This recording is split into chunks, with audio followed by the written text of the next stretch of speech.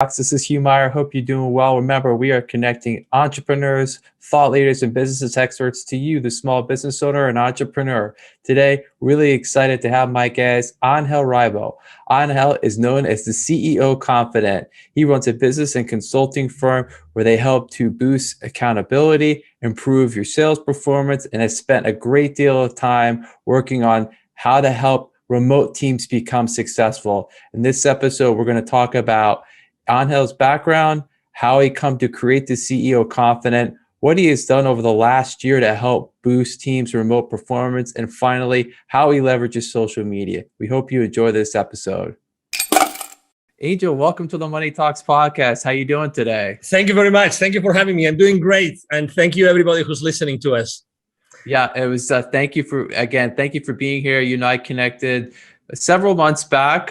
We were doing a kind of a LinkedIn marketing workshop, if you will. I appreciate your feedback. You know, your content is fabulous. And that's something we'll definitely want to talk a little bit about. So without further ado, maybe just give the audience a little bit about your background. Absolutely. So, of course, I mean, I live in Plano, Texas, which is north of Dallas. I've lived here for the last 10 years. Overall, I've lived like in eight different countries throughout my life. I'm originally from near Barcelona in Spain. And basically, I do two very distinct things in my life. One is with my business consulting company. Basically, we help both corporate CEOs and established entrepreneurs to bridge the gap globally for expansion and exposure as a way to generate or to accelerate the growth of their businesses. And I started to do that basically 5 years ago when I left corporate America. And at the same time, I started also my nonprofit. I'm actually one of the 3 co-founders. And what we do is we help underprivileged kids in Latin America become entrepreneurs using the local resources. So this is in a nutshell what my life is about. Unfortunately, for the last 14 months, I have not been able to travel much for obvious reasons. It's now April 2021. But we really can't wait to resume our activities in Latin America with the kids that so much needed. That's amazing. I definitely want to learn more about that and talk about that. Thank you. Thank you. Kudos to you for doing that. It's really important. And it's amazing because I've talked to other people that I've interviewed on my podcast who are in the fintech space, and there is a lot going on as far as entrepreneurship in Latin America. So yes, I love hearing about that. And it's really interesting. So maybe go back a little bit. Of course. What was kind of, I guess, the light bulb? You know, it's really interesting because a lot of the people I interview, they've all had some role in the corporate world, if you will. And what was the light bulb for you as far as wanting to kind of bridge out, go on your own and start this great, enterprise you have? Thank you. Well, I think it's a mixture of things, right? It's not only one thing. I think that probably the most important one is that I had continuously been putting my family as a second priority in my life. And that eventually hurts the family, and for me, my family is extremely important. So I think that was probably one of the main reasons.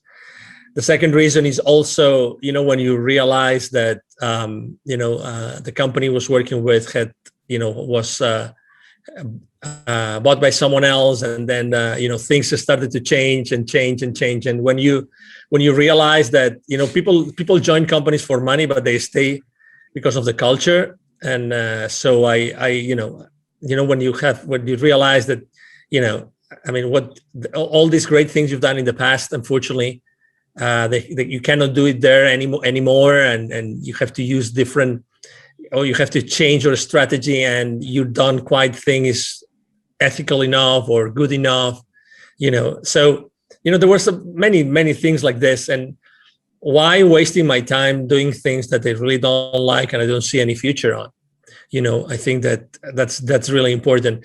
And also, I think probably like the last thing, the last drop in the cup was probably I had a spiritual experience, literally, that also made me think, what are you doing with your life, Angel? And maybe and it was the second time in my life that I had something close to this, something that they couldn't explain with my senses. So I said, okay, so this means something. Maybe I should do something. I should take action and I should basically move from where I am today to doing something else. And I'm obviously, in retrospect, after 5 years, it's definitely a good move. And as you know, if I've interviewed people coming from corporate, as you know, we all come out in many different ways, but we all come out with a lot of experience, right? And I think that's extremely important. I think it's important to acknowledge that we come with a lot of experience, and we have had several support systems helping us grow to be who we are. Yeah, no, thank you for that. I appreciate that, and it's great because you're right. That is an excellent point about having that experience. But then you also, it's all about jumping out or getting out of the comfort zone, if you will. We all, as you kind of alluding to, many people get very accustomed to that corporate culture, and it kind of feels safe. But you have to ask yourself, are you really happy doing what you're doing? And more often than not, people answer that question with a no, and they kind of have to grab that entrepreneurial spirit out and realize you have to, if you want to be happy, you got to make changes. Maybe that means taking some risk in your life. Mm-hmm. And as you know, every time you hear the stats about the engagement levels in corporate, it's always above 70%. So that means that at any given company, at any given point in time, you go there, you knock at the door, you see 10 people, 7 don't really like what they're doing, but they have to pay their bills, they have to pay their mortgages, they have to take their kids to college, blah, blah, blah, you name it. So, and I stayed there for 10 years, it was a long period of time, but there were people there that had been almost 30 years. Right. So, I mean, and it's not bad. I mean, I'm not saying it's bad, but right. At the end of the day, it's your decision. You decide what you want to do with your life. And also, I think that something else, now that we're thinking about things that had happened in the past in my life, I think that also I went to a Tony Robbins event, and I experienced, and there's so many things that happen in those events that are so powerful. And one of the most important messages that really changed and shook me really to the bone was the idea that, we are really here to make an impact. Yeah, like it or not, and that's why you have a podcast. I mean, you have a podcast because you really want to change people's lives, and you want to inspire people every single day, right? And you're excited about the downloads, not because of the downloads themselves, but just because you have been able to inspire more people and more people and more people, right? 100%. And so that's why there's this direct relationship between, how many people you serve and you help in your life, and eventually the rewards that you get in your life. And I wanted to literally start doing my own thing and start impacting thousands of lives as opposed to what I was doing before. Yeah, that's amazing. I agree with you 100%. Yeah, it is. You're right. You have to, you really have to want to make changes to people's lives and be impactful. And thank you. I appreciate what you just said. Yeah, that's why I'm here doing this. I love doing it. I get to meet, I've been doing it now for almost a year, which is hard to believe. And I get to meet great people like yourself who are, thank you. I get to learn about what you're doing.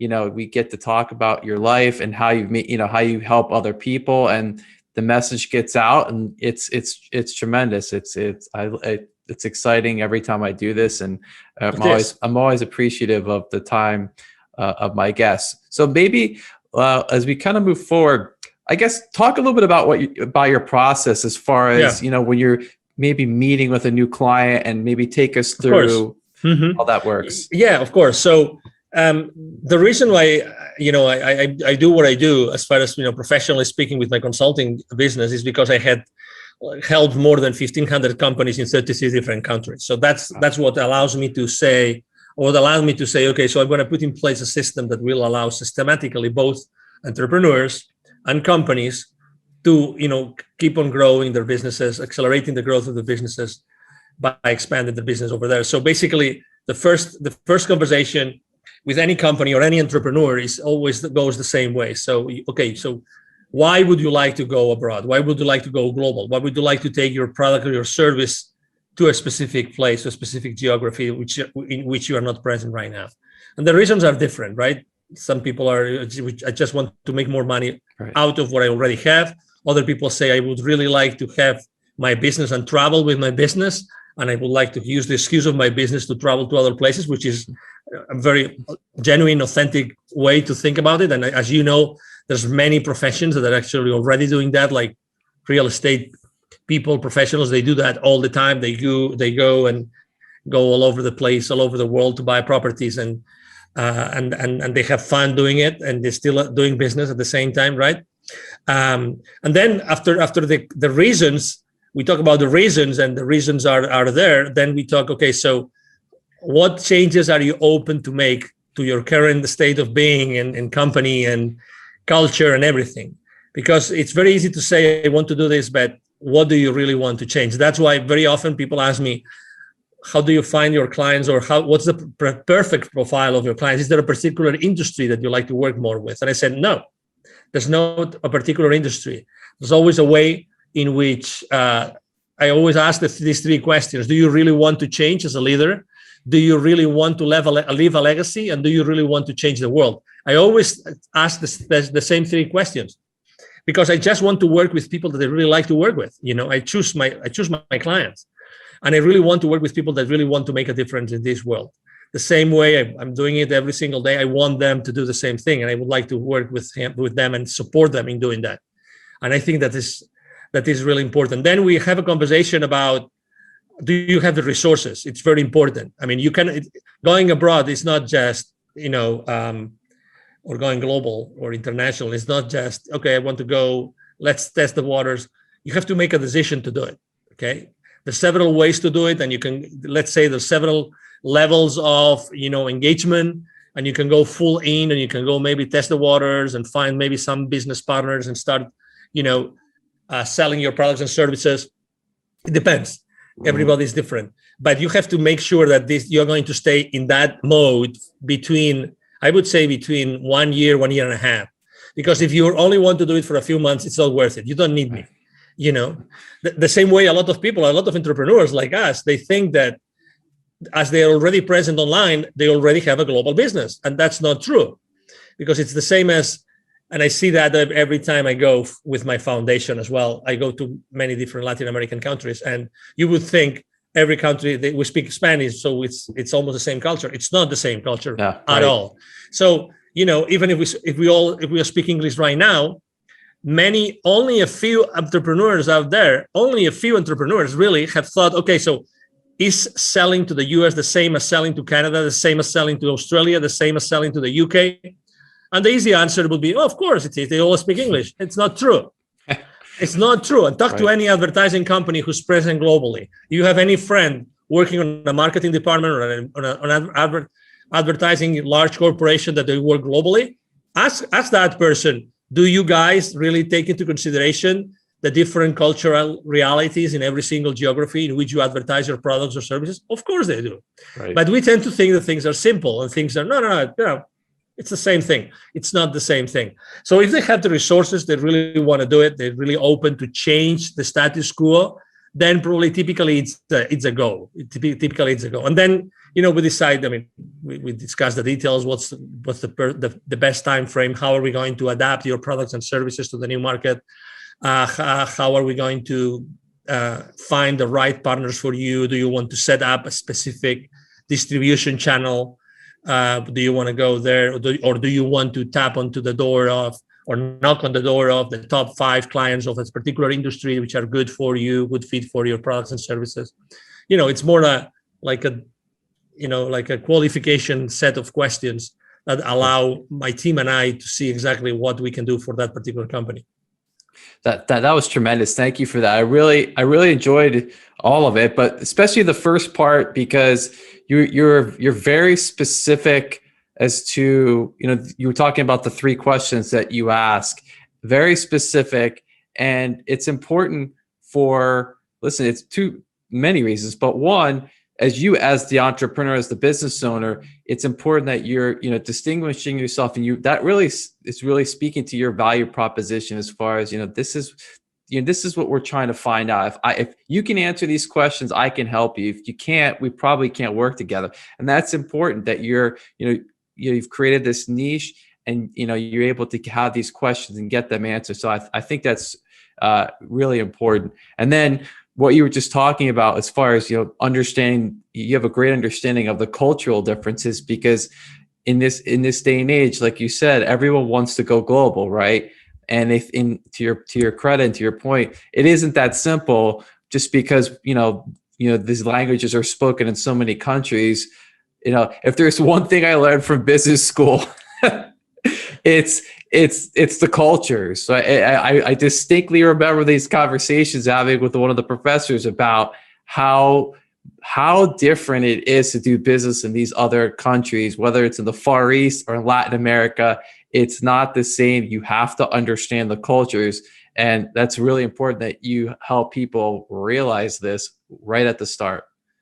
Exactly. And that's why, after so many years, 20 plus years working in 33 countries, with all the network of potential partners of my future clients that I have developed, how important it is for you that you are going to, let's say, disembark on a particular country and you already have a trustworthy partner, right, that you can start working together. That's gonna make a big difference. Going with, holding hands with someone local that knows everything, that's gonna help you and is gonna teach you everything, obviously in return of a margin or any other, arrangement, commercial arrangement, but still. And this is one of the most important assets that we have. We know local people in all those countries that can help, really shorten that ramp up period that they will need for their experience of going global or starting, to commercialize their products and services in that market. Yeah, 100%. Have you found, obviously we all like to forget all the events that occurred last year. They were, clearly awful, very difficult, no matter where you were in the world. As far as in communicating with, your clients and prospective clients, do you see, or have you found that more and more of these prospective or your clients have this, really this sense of urgency now that, going global is so important, and that if we've learned anything, you and I are here on a Zoom call, we have this ability to communicate and get things done. Have you found that sense of urgency has increased now because people realize maybe I don't have to get on a plane, 200 days out of the year? Exactly. And I was one of them. I remember 1 year, I did 230 flights in a year. Wow. In 12 months. I don't know how many hotel nights I have no idea, but obviously those were a lot of legs, a lot of flights, a lot of planes, a lot of destinations. So to your point, absolutely, because the people are realizing that, the market conditions have changed. And the same way I have to tell you that not everybody, that's funny, because you would think contrary to what your common sense would tell you, there's also a lot of people that are not ready to sell online. So again, having those, I couldn't agree more with you. Right now, companies are really wanting and needing to go global, and accelerate the growth of their businesses more than before. They want to make the most of their services and products, and they don't know exactly how to do it. And that's why having local partners that have already proven, that they have already been successful in whatever they have done before, I think it's extremely important. So things are changing. The other day, I was having a conversation with a medical devices company. I was having a conversation with he was the SVP, I think, the SVP of that company, $700 million revenue. Okay, so decent company. And he was complaining about the fact that he had lost, in the last 12 months, he had lost probably 3 or 4 of his top salespeople because they were not comfortable selling online. Interesting, exactly. Very interesting. So if they couldn't shake the hands of the people, they couldn't see them face to face and sit on the same table and then go have, grab lunch or whatever. Right. They couldn't keep on closing those multi-million-dollar deals. Isn't it amazing? So obviously the company, what the company is doing is providing them with, online training once a week on how to sell, how to be fully present, how to do the most of this kind of interactions that you and I are having, right? How do you have to conduct yourself? Where do you have to look? What kind of conversations? What do you have to show? What you're going to show? Right. How does it have to be designed? Everything has changed. And I have to tell you also, I'm really blessed that I'm in Texas. As you know, Texas is one of the most open states in the union. I mean, we've been fully open since March. Right. All the stats are going down and down and down, every single day. But I have to tell you also that for the last 12 to 14 months, I never stopped having face-to-face meetings, ever. I had lots of coffees in coffee shops, and instead of restaurants, coffees in coffee shops, maybe short coffees, right, maybe outside in the patio, whatever, with a lot of, C-level executives here, no matter what.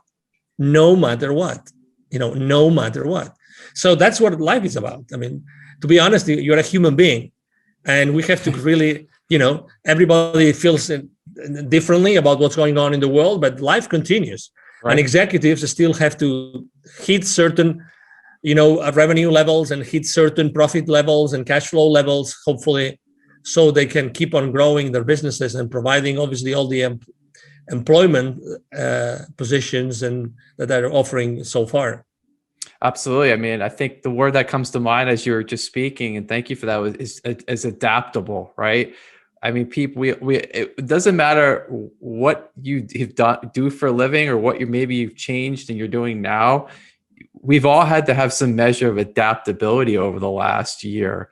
If you, and to your point, we were just that great example of the salespeople. That executive, they need to keep the lights on at the company, if you will, right? They have to keep things going, and that's a difficult situation. We have to adapt, where we have to, we need to train these people that, listen, you may have to do this, through a camera, and that's being adaptable.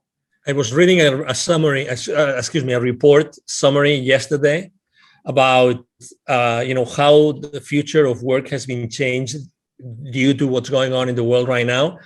3/4 of CEOs right now, they are very, very concerned. And the number one concern is, how are they going to help their employees upskill?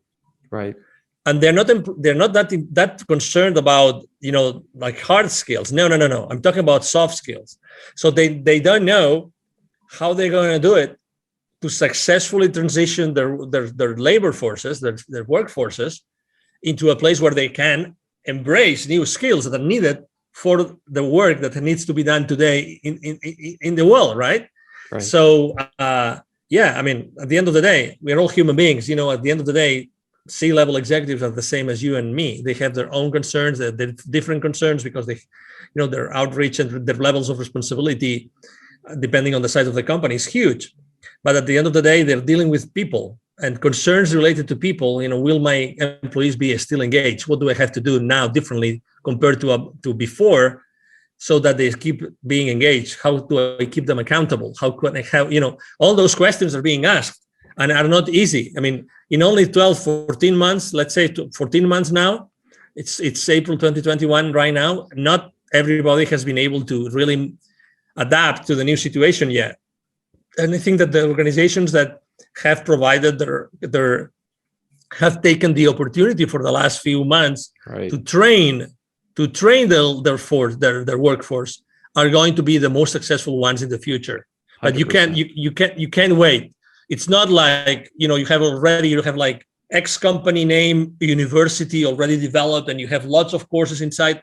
That's not the answer. The answer is, how do you make sure that you have really, really, really, engaging, multisensorial, really engaging training opportunities that every single employee is really using to keep the company afloat and to really set a strong foundation. Things are changing all the time, and people don't see that. Again, and the world of training has also changed, and it will keep on changing. And as you know, we live in a world we are being distracted all the time. We carry these smartphones, which make us, obviously, they not make us smarter, as you know, right? So they do everything but keeping us smart, right?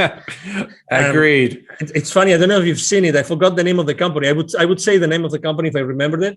There's a company that just launched a new flip phone, which it's not a smartphone. So it has zero distractions, but it has the power of the agenda, blah, blah, blah, all the really strong things or the powerful things, but zero distractions. and I'm sure that they're selling it. I mean, it's not cheap. I mean, it's not like the flip phones that you go to Walmart that it's $25 or $50. Right. No, they charge you $300, I think it is, but it's a flip phone, long battery, you name it, because we need to go back to the basics. The distraction is not allowing us to really thrive in our lives. And you must see this because you interview people every single day or week. You see that, unfortunately, keeping us distracted is keeping us distracted. So we don't accomplish what we should be accomplishing. 100%. Right? And there's this great movie called The Social Dilemma. The Social Dilemma. I don't know if you've watched the movie. Yes. It's a great movie because I think everybody should go and see that movie and watch that movie because it tells you how the devices and the softwares are designed to keep you distracted and are designed to, with all due respect to all those companies, manipulate your purchasing habits, your consumption habits. And they say it, I mean, and there's like literally what? 9, 10, 11 high-level former social media companies that are telling you the story and explaining you, this is how we do it. Right. This is how we manipulate you. And they say, we don't allow our kids to have cell phones. We don't allow our kids to have the cameras on their computers. Right. There's a reason. There's a reason why this is happening, So it's like the cars. I drive this 2006 convertible, and I'm not going to change it because I don't want a computer. I don't want anybody to get into my computer, the computer of my car. You know what I mean? Yes. As much as I like technology. I worked for 2 very successful high-tech companies, and I love technology. But I tell you, I don't want anybody to get into the brains of my car. I love driving my 2006, and I will keep on driving my 2006 until I don't know. I get it. No, those are really valid points, and it actually, I'm sure this is you have to deal with this, and probably more and more so now. Is how do you recommend to your clients, the executives, really, I guess, keeping that performance of the team, if you will, at a high level? 2 reasons. One, obviously now we've all been separated and predominantly we've had to work in this kind of environment. And how do you maintain that performance? And then also to what you were just talking about, this distraction, right, of this, where people just pick it up all the time. How do you, I guess, advise your clients on the best piece of advice is actually a very good friend of mine. His name is Neville Joffe. He's trained more than 20,000 C-level executives and business operators of large corporations in the world for the last 25 years. And he does something which I love. It's the deprivation test, which means, imagine, Hugh, that you and I, we do a list of everything that we do, let's say during our working hours. Let's leave our personal life aside, okay? Our working hours. We do a list. And then we say, okay, starting tomorrow, I will not do this and this and this and this. Listen, if you want, you just start with one thing. I'm not going to do that. And I will make sure we're not going to do it. And you keep on adding things. Why? Because you realize that there's a lot of things that you do that you really don't need to do. And you can probably, there's some roundabout, something that you can do instead of what you were doing. That's not going to be, sucking your energy and your time. Right. And you can still, turn around. I wanted to say that's the word I wanted to use. So you can use a turnaround and not being obliged to do that. So make a list of the things that you do. Start, the saying, I will not do this anymore. I will not do this anymore. Really, like processes that you every single day you do, and you will realize how you really don't have to do many of the things that you're already doing. And I love that test, the deprivation test. I love it because it's like looking at yourself at the mirror. Right. You can't hide. I mean, you are there. It's you. You either like yourself or you like yourself, right? it's who you are, right? That's fantastic. I'm gonna have to make that list. No, honestly, do it. Yeah. Honestly, it's like when we're shaving in the morning, right? It's you with your razor, and it's your face, and if you cut yourself, bad luck, it was your bad day, but it's you with your time, with your reality. And there's something else. And I took action after watching that movie that I recommend people as well. They actually, what they did is they made an app called Moment. These former executives that left the social media companies because they didn't think that it was the ethical thing to do, like staying at the company and manipulating people. They actually came up with an app called Moment. I use it. It's going to change your life if you use it. Okay. Moment. It helps you. It's like the AA people, there's a process to get out of alcohol addiction. Is the same thing. They take you step by step, how to start putting the cell phone aside, the smartphone aside, and not take the power out of your life and out of yourself every single moment. Fascinating. That is. I'm gonna check that out. Check it. This is a podcast chock full of advice, not just professional, but personal. Absolutely. Thanks. Absolutely. Thank you. Thank you for appreciate it. So I always spend so much time asking my wonderful guests many questions, and I appreciate them being here. And I always give the opportunity of the guests to ask me a question. So I'm giving you the mic, and feel free to ask away. Okay, from 1 to 10, how difficult do you want me to ask you the question? Oh, wow. The question to be from 1 to 10. Let's do it. Let's do an 8. An 8. Okay. What keeps you up at night right now, Hugh?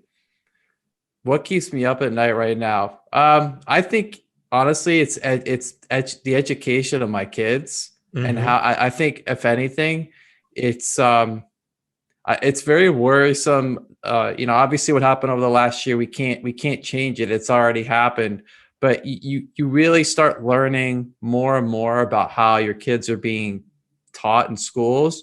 And to me, that's very worrisome, because they're going into a world that, you don't, having a degree from a Harvard or a top-notch school, more and more people are not really looking at that anymore. They're looking for more entrepreneurial, thinking people that can work with teams and on projects. And I feel like our education system in this country it's not built that way. It's built completely, it's an antiquated education model.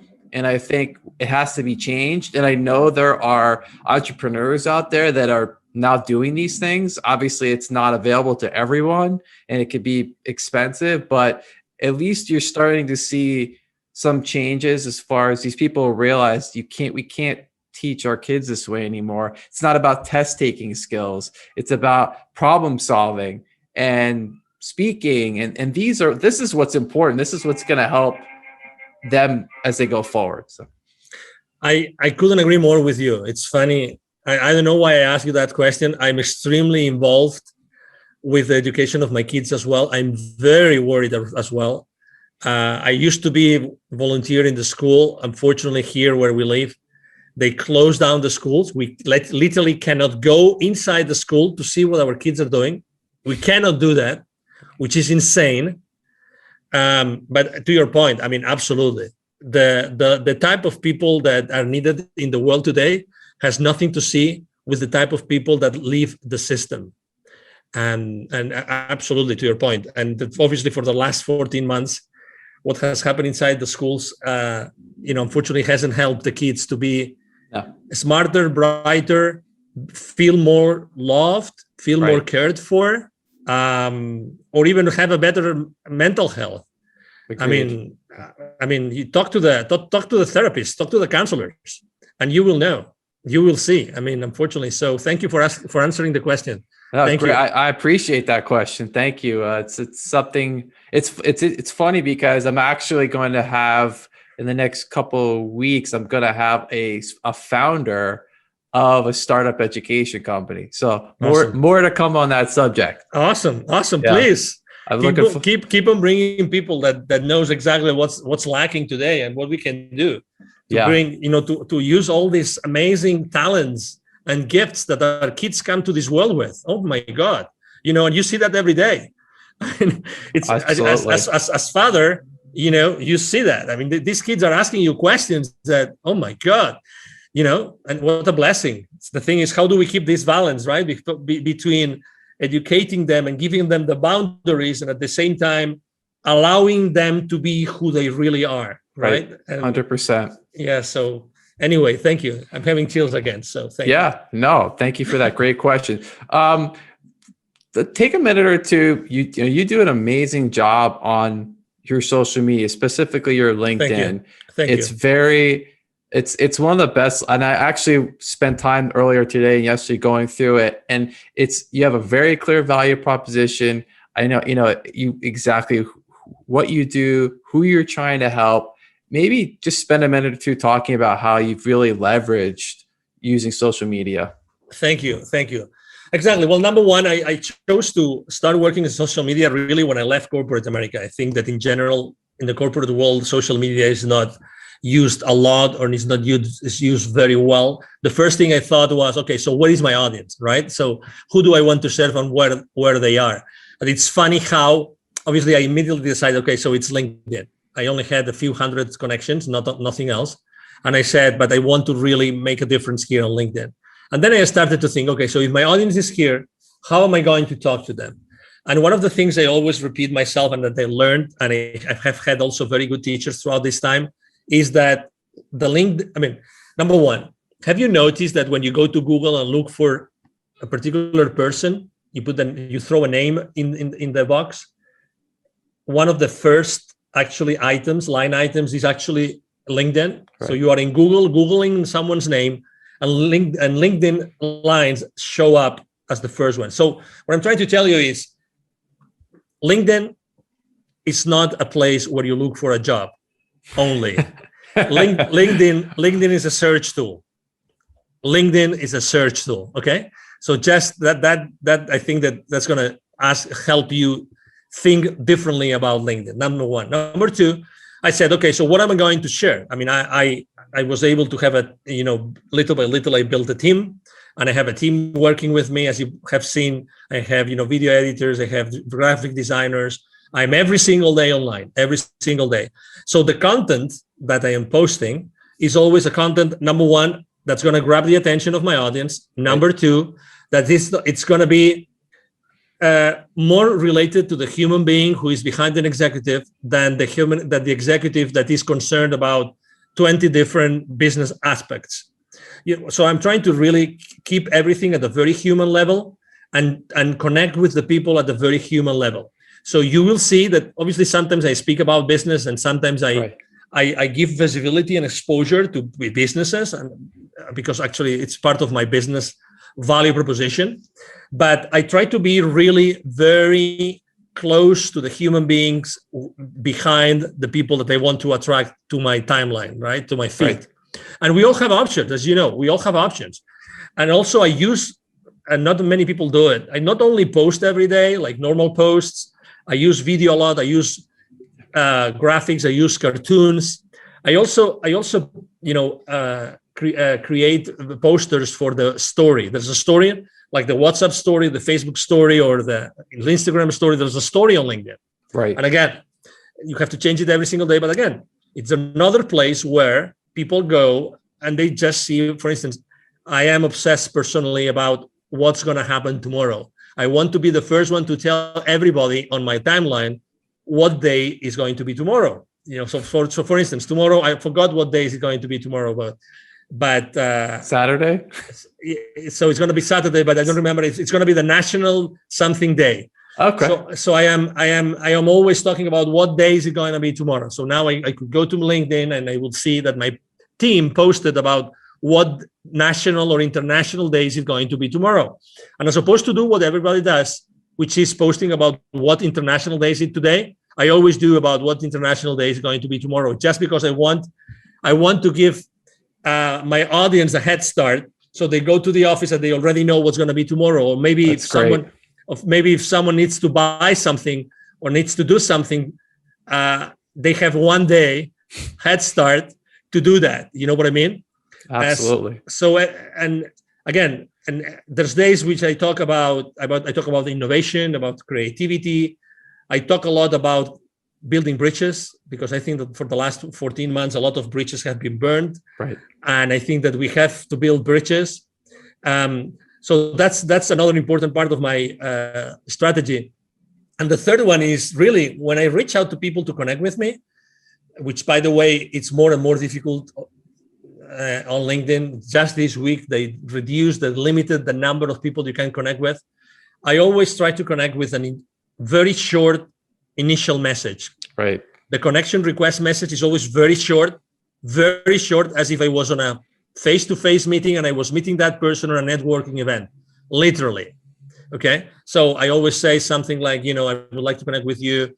So might we help each other? We might be able to help each other in the future. Or I just say, I would like to connect with this kind of leaders. So you are already filtering the people that you connect with.